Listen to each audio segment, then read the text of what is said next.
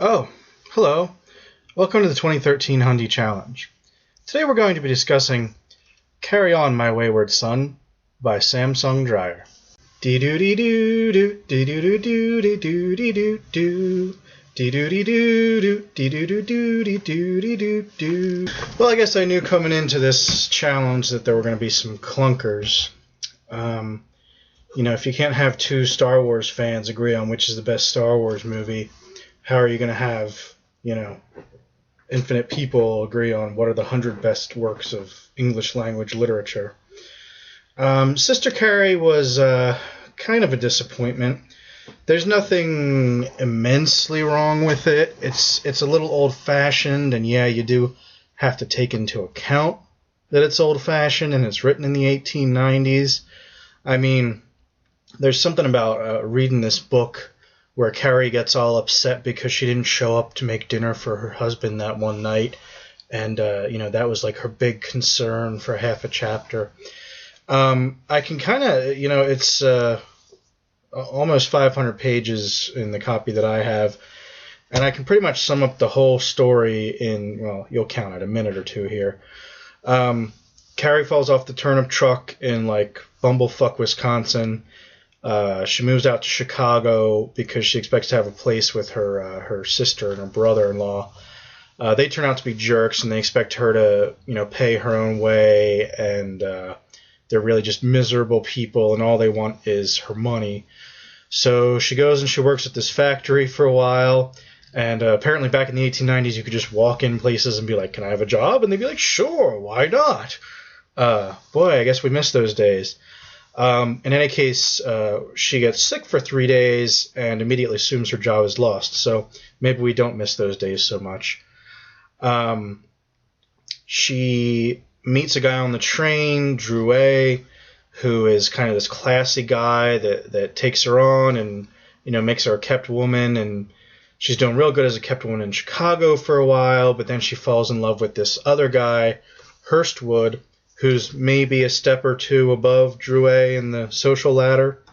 Then Hurstwood just acts like a batshit crazy maniac, and instead of just, having his mistress on the side, he decides he's going to steal $10,000 from his employer, kidnap her. Fundamentally, he kidnaps Carrie, runs off to New York, loses all of his money, dies a pauper.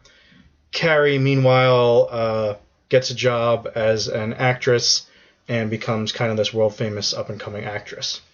So that's it. That's the whole story. You could have, if you want to avoid reading the book, you can just watch this video.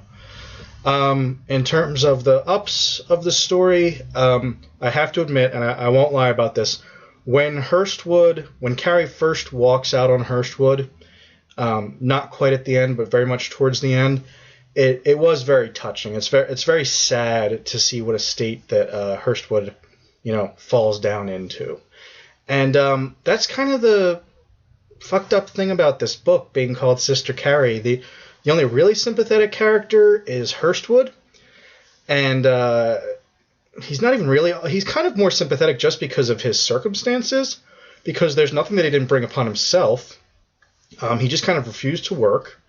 The only work that he did was as a scab for these striking streetcar, I guess, trolley work. I don't know. They kept calling it like an electric car. I guess it was a trolley.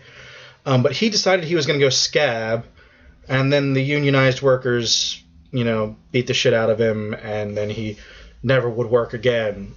Except that was after he'd already been refusing to work for 2 years or something and mooching off of Carrie. So he's sympathetic in the sense that his circumstances are miserable, but as a character, he's a piece of shit. You feel a common human sympathy with him, but is he a tragic figure? Not really. He kind of brought it all on himself.